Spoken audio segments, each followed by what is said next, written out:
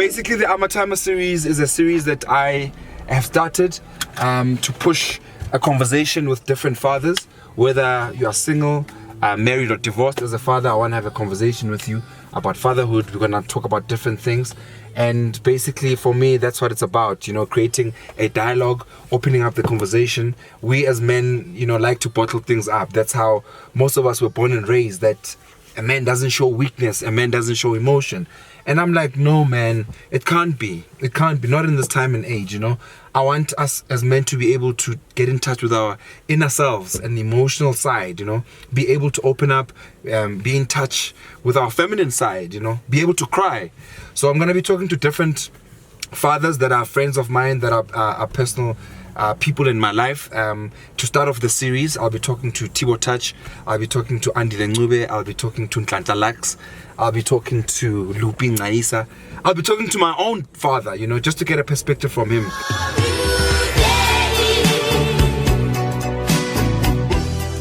Alright, so I'm off to talk to my father.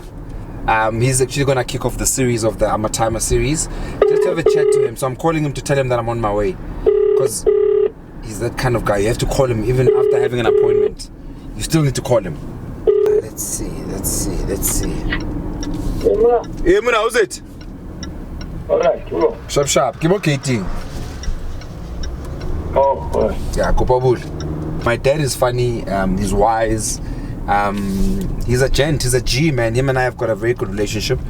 But growing up, I was always scared of him because he was very strict. So this is a series that Eki Tomile. It's called Amatyma. Amatyma series. So Amatyma is basically, you know, Amatyma is Amatopi. But Amatyma is, for those that don't understand what the word means, it's a slang or slogan for township slang for fathers. Yeah.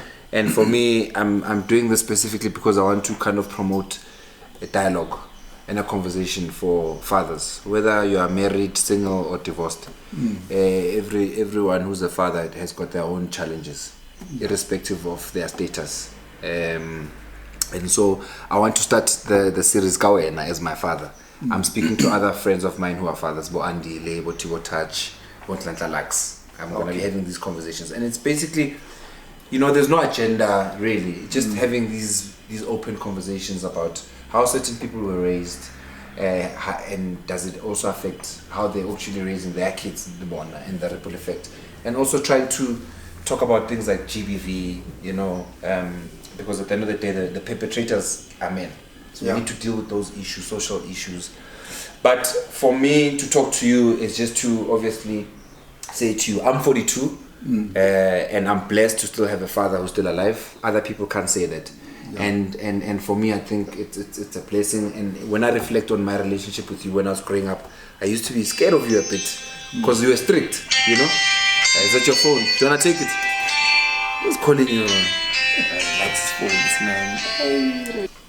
So for me, you know, when I reflect back on my childhood, and it's important for me to do that because I look at how I'm raising my kids now versus how I was raised. It's two completely different eras.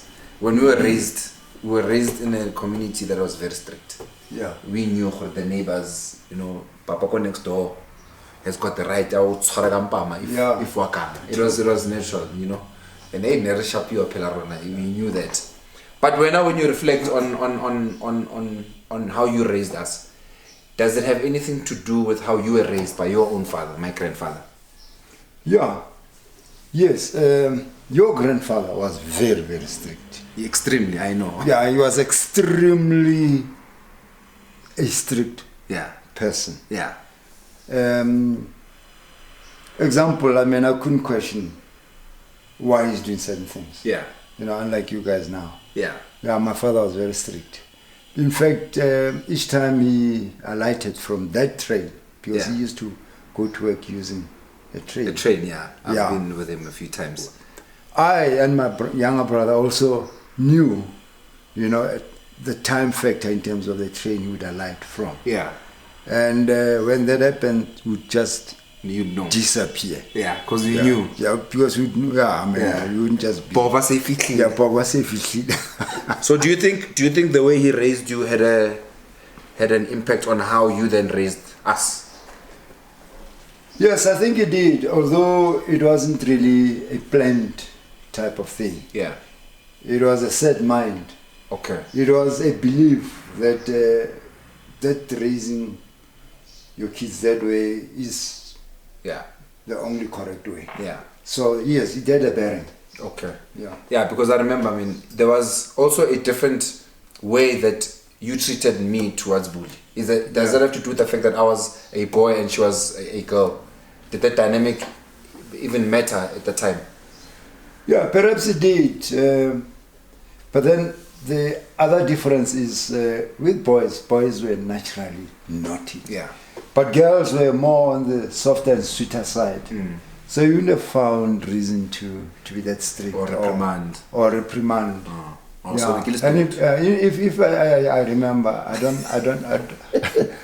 don't recall once that I actually slept here. No, never. Yeah. But now I got it. Yeah, no, you did. No, You did. I got it from all angles. Yeah. But generally speaking, I think boys, because when we also grew up, I think I was more on the naughty side. My younger brother was more on the softer side. Yeah. And so I would get.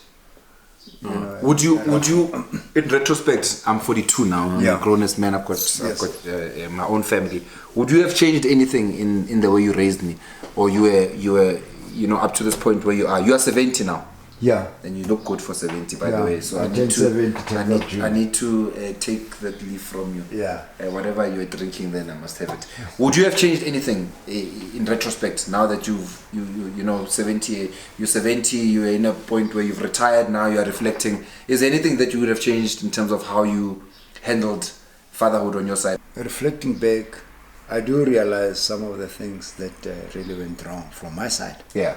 That would have been easily avoided. I did realize that being that strict didn't quite change much. Instead, the behavior became worse. The behavior pattern got worse. Yeah, I became naughtier and naughtier. Naughtier, and then you'd hide from. And I wouldn't even know what you're doing. Yeah. And this is where one loses out, because you don't actually know what your son is doing. Yeah. And you hear for instance, there's a guy who's now late. He used to tell me that you would chow the transport money. Yes. And you walk from Parktown Boys to Park Station. I had to. Yeah, and those things got to me that maybe the approach. The approach was harsh. Yeah. Yes. Yeah. No, that's fine. And I think for me, it's also about understanding the different eras. Yes. That were. So now I look back as well, and I'm like, is it like a black thing, to not also express how they feel? So I'll give you an example. I'm 42 now, but I've never said to you I love you, and you've never said to me you love me. In as much as I know you do, and you know I do through actions. But I've never said to you a time I love you, or when you never said, Ntwana, I love you. Or I appreciate you. Yeah, why is it like that? Is it a black thing? Is it a cultural thing? Why is it so hard for us? Because I see how you are now with TJ, and with every conversation you tell them you love them. Yes. With every conversation. But with me, and maybe with Bully, it's different as well. But we've never said to each other, Donna, Timer, I love you. Why is it so hard to get it out? Yeah, no. I think I would think it is more a cultural thing. Yeah. It truly ties up to the upbringing, because appreciation would have been something very rich to to get hold of. Yeah. You'd believe that if you gave that praise, for instance, your boy would probably get more out of hand. Yeah, and get a big head. A big head. Yeah. Yeah. But again, reflecting back in terms of the girl side, it was more easy. Softer, yeah. It was more softer. Yeah. You'd be more softer with your girl. Yeah. Which takes us back to the initial. That I don't even remember picking up my hand. Yeah. On your sister. Yes, I can vouch for that. But having said that, it doesn't really mean that there was any lack of appreciation Yeah. for your son or for our boys at the time. Yeah. In fact, we loved tough them. love. It was tough love. It was more of tough love. Yeah. That if you you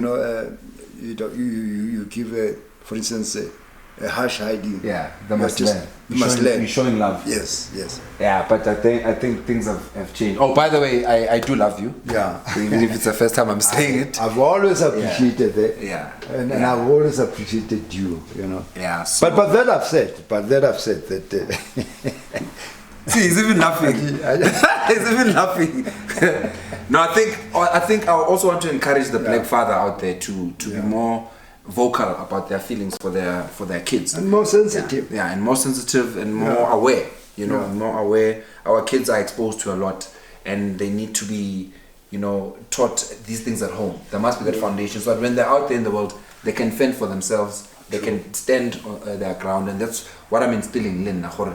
They must be able to be vocal about, and have their own opinion as young as they are. Because when we were growing up, we never had an opinion because we were scared. If you have an opinion, and so for me, this series is quite important because it's going to create a platform for fathers to come out there and talk about their challenges. But most importantly, we want to focus on the solutions around those challenges. We've got GBV, which is growing exponentially. Every day we're hearing of kids getting murdered, women getting raped. So I want to create that dialogue through Amatyma to say, here's a platform for us to talk as men, to cry as men, to laugh as men, but most importantly, to create solutions as men who are fathers, so that our kids can grow up knowing that they can come to us and talk to us about anything that bothers them. So for me also, my reference or point of reference of a father figure in my life, I was fortunate in the sense that I had you, because you're married to Mama, but also I had Tatem Khulu Korokville, my mom's parents, and I had Papa on the other side, your dad, as a point of reference. And also I had Rangwani, who's your younger brother, and Pesi, who's my mom's younger brother. So I had these 6 men. Is it 6? It's Papa, Tatem Khulu, Pesi, Boise, and you. 5. No, 5.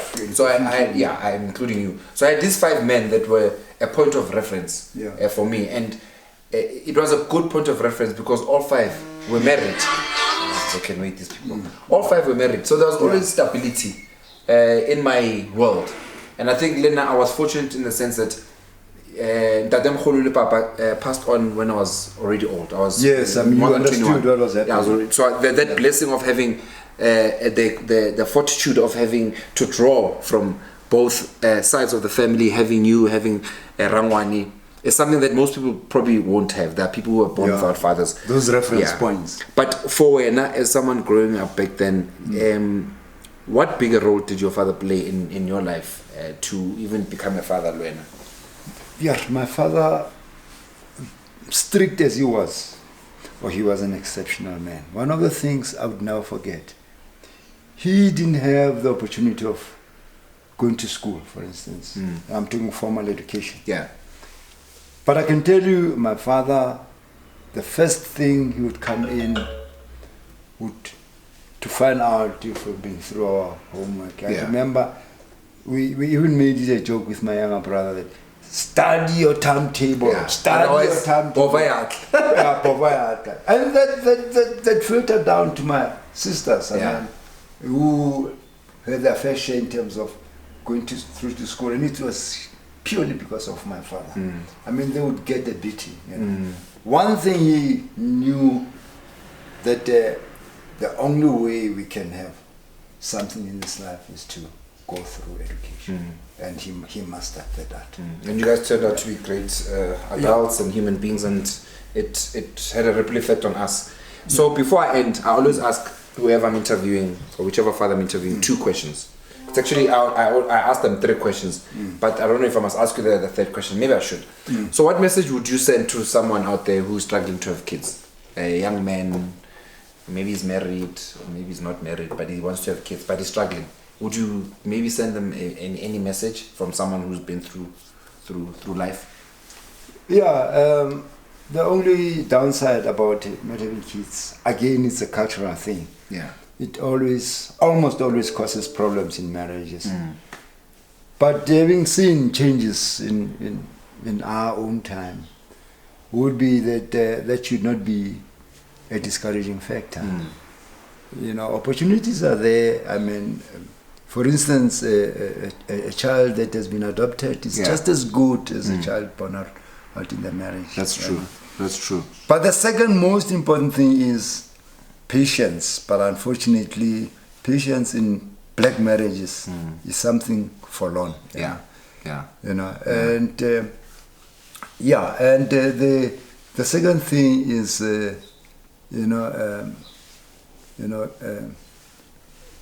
change in attitude, being a father.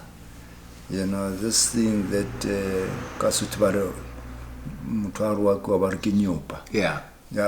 those things cause problems. By the way, nyopa means a person or a lady that's not being able to bear children. Yeah. You know. Sure.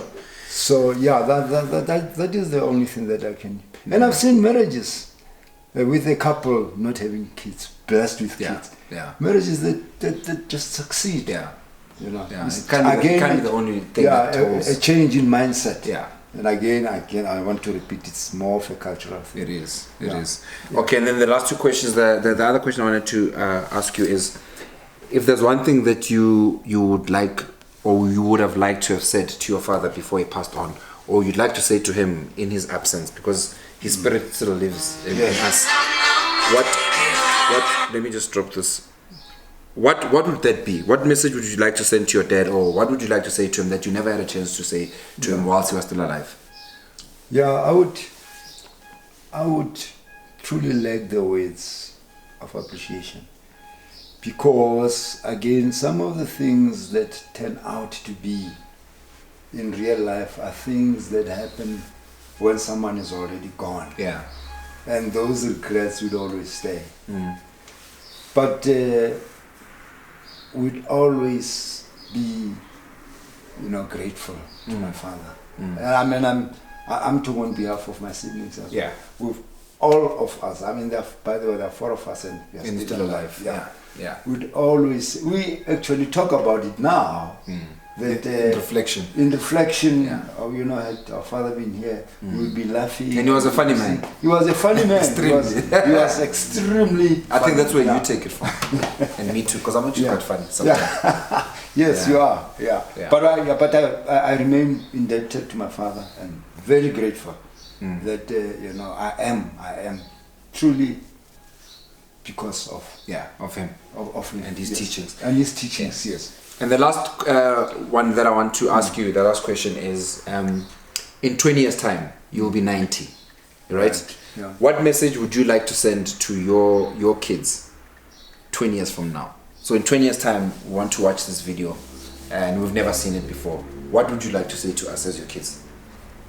Well, what I would like to say is, again, because of the changes that one has experienced in this life, not being able to be tied up to cultural beliefs, especially, that life has so much to offer, and your kids have proved that to you. And it didn't have to be that harsh treatment like my own upbringing that brought about these changes that I see while still alive. Yeah. And I would just be grateful to God, my wife, and my kids, for the type of respect they've always shown me. Nice. And it doesn't change. We do pick up our own fights, but they still know that this is our dad. 100%. Yeah. Thank you for your time. Thank you for allowing us into your space. And for me, it was important to start this series with you, because you are my father. I'm trying to push this responsible fatherhood movement. So it only made sense that I start from the top and then filter down to my friends and then to strangers, because we are trying to encourage Batwabangata, who are fathers, to come on. Most importantly, to tell someone that you love them and you care about them. True. Whilst they can still smell those flowers. Because that bridge is important. Yeah. And one may just finish off by saying that bridge, unfortunately, in most instances, that bridge has broken. Yeah. And it really needs to be rebuilt and mended. 100%. Thank you. Shamsha, Itara. That's my dad. Told you he's a funny oak. Yo man, what an enlightening conversation with my dad, and I think for me this is what this is about, you know, starting it off on a high with my own father, and I'm setting the tone now. So now I'm off to go speak to the next father and let's see what they have to say. But Jesus, the things that my dad said, it was my first time saying to my dad I love him at the age of 42. We need to change that. We need to say we love each other whilst people are still alive. Don't wait for them to pass on and then you regret the things you never said. Amatyma Series. Danko.